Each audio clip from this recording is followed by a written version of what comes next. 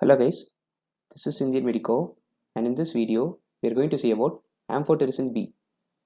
This is a concise presentation for medical students. Amphotericin B is an antifungal agent. Now let us see about the mechanism of action of Amphotericin B.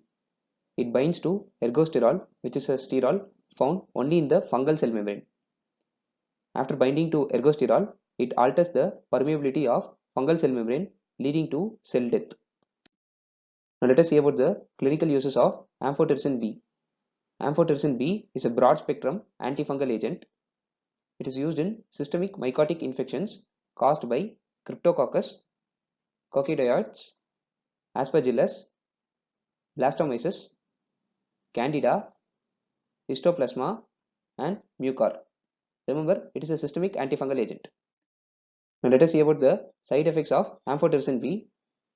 Infusion-related reactions include fever, chills, muscle spasms, and headache. Amphotericin B can cause nephrotoxicity.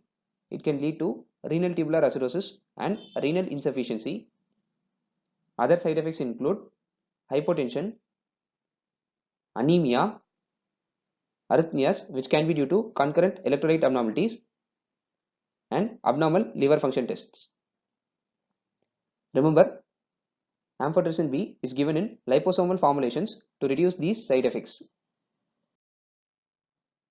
It is also important to remember that amphotericin B doesn't cross blood-brain barrier, so it should be given intrathecally for fungal meningitis.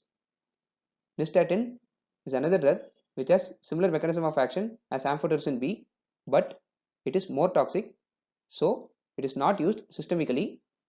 It is only used topically to treat oral and cutaneous candidiasis. If you have any suggestions, please let me know in the comment section. For more such videos, please check out my pharmacology playlist. If you like my videos, kindly subscribe. Your subscription will encourage me to make more videos. Thank you.